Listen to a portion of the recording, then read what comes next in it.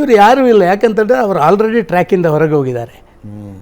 ತಮ್ಮ ಸ್ವಾರ್ಥ ಸಾಧನೆಗೋಸ್ಕರ ತನ್ನದೇ ಅಂತ ಒಂದು ವರ್ಚಸ್ಸನ್ನು ಬೆಳೆಸಲಿಕ್ಕೆ ಬೇಕಾಗಿ ಎಲ್ಲಿಗೆ ಹೋಗಬೇಕೋ ಅದರಿಂದ ಹೊರಗೆ ಹೋಗಿ ಮಾತಾಡುವಂಥ ದಾಟಿಯಲ್ಲಿ ಅವರಿದ್ದಾರೆ.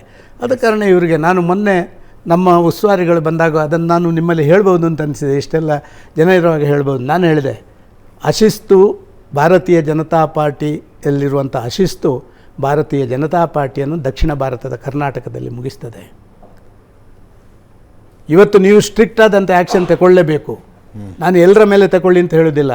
ತುಂಬ ಜನರನ್ನು ಬೇರೆ ಬೇರೆ ಪಾರ್ಟಿಯಿಂದ ನಮ್ಮ ಕಡೆ ಕರ್ಕೊಂಡು ನಾವು ಅಧಿಕಾರ ಮಾಡಿದವರು.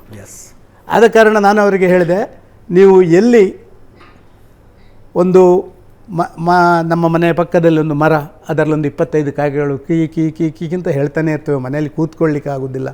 ಇಂಥ ಸಂದರ್ಭದಲ್ಲಿ ಎಲ್ಲ ಕಾಗೆಗಳಿಗೆ ಹೊಡಿಬೇಕು ಅಂತಿಲ್ಲ.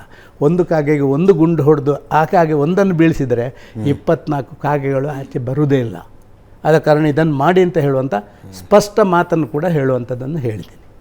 ನಾನು ಕಲ್ಪನೆ ಮಾಡ್ಕೋತಿದ್ದೀನಿ, ಯಾರಿಗೆ ಕಾಗೆ ಅಂದ್ರಿ ನೀವು?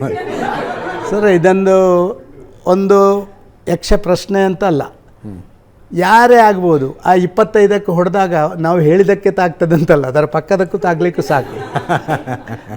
ಆದರೆ ಒಂದು ಕಾಗೆ ಬಿದ್ದುಬಿಟ್ರೆ ಅಜಿತ್ರೆ, ಬಾಕಿ ಕಾಗೆಗಳು ಅಲ್ಲಿ ಮತ್ತೆ ಬಂದು ನಮಗೆ ಕಿರಿಕಿರಿ ಮಾಡುವಂಥದ್ದು ಮಾಡೋದಿಲ್ಲ. ಆದರೆ ಇದನ್ನು ಯಾಕೆ ಮಾಡ್ತಾ ಇಲ್ಲ ಅಂತ ಹೇಳುವಂಥದ್ದೇ ನನ್ನ ಮನಸ್ಸಿನಲ್ಲಿರುವಂಥ ಒಂದು ದೊಡ್ಡ